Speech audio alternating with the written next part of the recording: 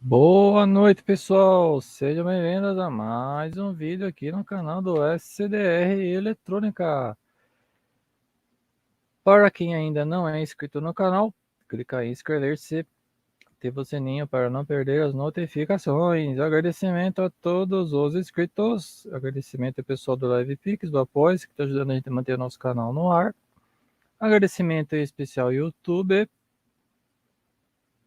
Agradecimento ao pessoal que está fazendo perguntas aí nos meus vídeos aí, no canal do SDR. Quem quiser fazer perguntas, fiquem à vontade. Tá ok, pessoal? Continuando a nossa história aqui do C++, programação C++, certo? Nós paramos aqui neste programa, certo? Paramos aqui e vamos ler, né? Tem bastante coisa para ler nessa apostila aqui. Estamos na página já na página 31, vai até a página 74. Depois que a gente terminar de ler essa apostila, a gente vai começar a mexer com a programação, porque é importante ler, a gente entender o programa, como é que o programa funciona. Depois a gente vai mexer no programa, do que ir direto para o programa, né? Eu tenho que ficar explicando tudo de novo. Então vamos lá. Quando uma função chama a si própria, as novas variáveis locais e os argumentos são alocados na pilha. E o código da função é executado com esses novos valores a partir de um início. Uma chamada recursiva não faz uma nova cópia da função. Somente os argumentos e as variáveis são novos. Quando cada chamada recursiva retorna, as antigas variáveis locais e os parâmetros são removidos da pilha, e a execução recomeça no ponto de chamada da função dentro da função. É uma função dentro da outra. Tendo em vista que o local para os argumentos de funções e para as variáveis locais é a pilha, e que a cada nova chamada é criada uma cópia dessas variáveis na pilha. É possível ocorrer overflow da pilha e o programa terminar com um erro. Sobrecarga da função. Quando um programa usa uma função, a linguagem C armazena o endereço de retorno. Os parâmetros e as variáveis locais na pilha. Quando a função termina, a linguagem C descarta o espaço da pilha que continha as variáveis locais e parâmetros, e depois usa o valor de retorno para retornar a execução do programa para a posição correta. Embora o uso da pilha seja poderoso, porque permite que o programa chame e passe as informações para as funções. Também consome tempo de processamento. Os programadores chamam a quantidade de tempo que o computador requer para colocar e retirar informações da pilha de sobrecarga da função. Na maioria dos sistemas, os cálculos baseados em funções podem requerer quase o dobro do tempo de processamento. Entretanto, em C++, introduz um conceito que pode reduzir bastante a sobrecarga da função. São as funções inline. Funções inline. O que é a função inline? As funções inline são funções que são compiladas na sequência, inline, na linha do código. Isso quer dizer que, quando chamamos uma função inline em um programa, o compilador substitui a chamada de função pelo próprio código da função, adaptando automaticamente os parâmetros e o retorno da função. Assim, elimina-se a necessidade do programa pular para outro ponto na memória do computador, executar a função e depois retornar ao ponto onde parou, em vez de ir para outro ponto, perder tempo, né? Ou ter que ler tudo de novo. Não. Criamos funções inline do mesmo jeito que criamos funções normais, declarando seu protótipo e sua definição com parâmetros e retorno. Só é preciso adicionar o prefixo inline antes do protótipo ou da definição da função, como é mostrado na função abaixo. Então aqui embaixo tem um exemplo do inline. Em vez de eu colocar hashtag, a biblioteca, eu coloco inline, int, quadrado, long, porque isso aqui é uma soma ou uma multiplicação. No caso aqui tem um x é igual a x, né, vezes x. O retorno é x, porque os três valores são x. X, né, aqui ó, x é igual a x vezes x. Então, o meu retorno vai ser x. Se fosse 1, 2 e 3, o retorno ia ser outro. Tá? Ele ia multiplicar primeiro, depois ele ia somar. Não podemos criar funções inline recursivas, pois, logicamente, uma função recursiva tem um tamanho variável de acordo com o seu número de iterações, que muitas vezes muda durante a execução do programa. Ganha-se velocidade com as funções inline, mas perde-se em memória utilizada. Se um programa chama uma função inline 10 vezes, cria-se 10 cópias da função. É muita coisa, né? Dentro do código. Por que 10 cópias? Aumentando seu tamanho durante a compilação. Tá vendo? É preciso escolher com cuidado quando utilizar funções normais e funções inline. Tá? Tem que tomar cuidado. Tendo em mente o compromisso rapidez da execução, memória utilizada. Então, aqui, se eu copiar 10 vezes, eu vou ter mais tempo para ler, vou ocupar mais memória e vai demorar mais para executar o resultado. Parâmetros padrão. Outra novidade utilizada por C++ no manuseio de funções é a possibilidade de definir-se um valor padrão para parâmetros de uma função. Isto é, podemos definir um parâmetro para uma função e estabelecer um valor padrão para ele, da seguinte forma: void mensagem, abre parênteses, int x igual a 1, fecha parênteses, ponto vírgula. Esse aqui é um exemplo.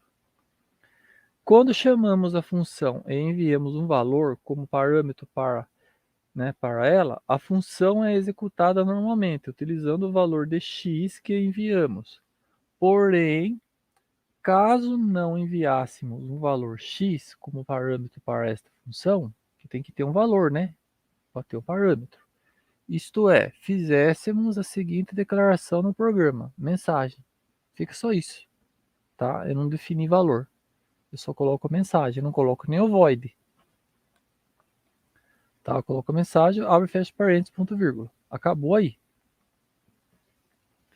Automaticamente, a função substituirá x por 1, como especificamos no protótipo da função.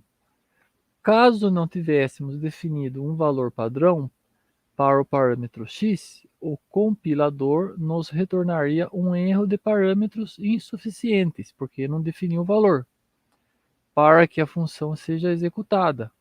Então, eu tenho que definir um valor para x. Abaixo temos um exemplo de programa utilizando o parâmetro padrão. Né? Então, vamos prestar atenção aqui no exemplo. Include IOString. Include cstdio.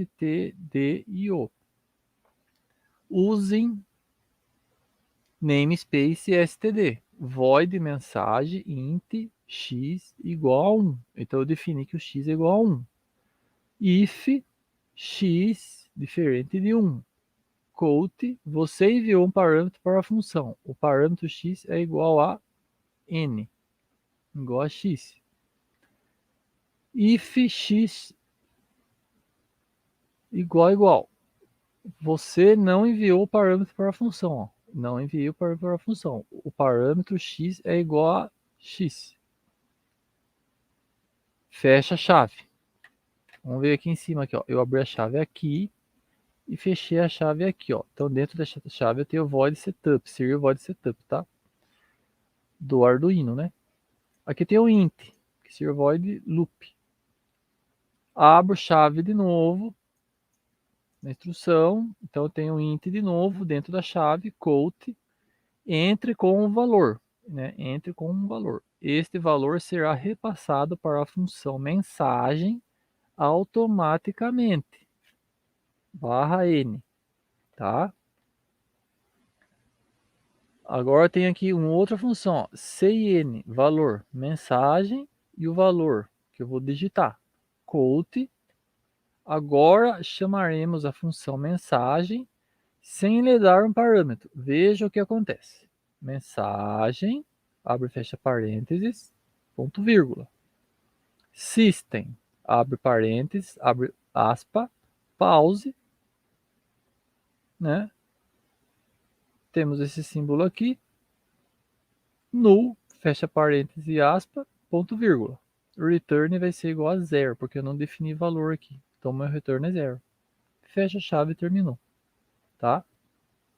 Vamos entrar no módulo 5. Vamos começar com o módulo 5 agora. Terminamos o 4 e vamos entrar no módulo 5.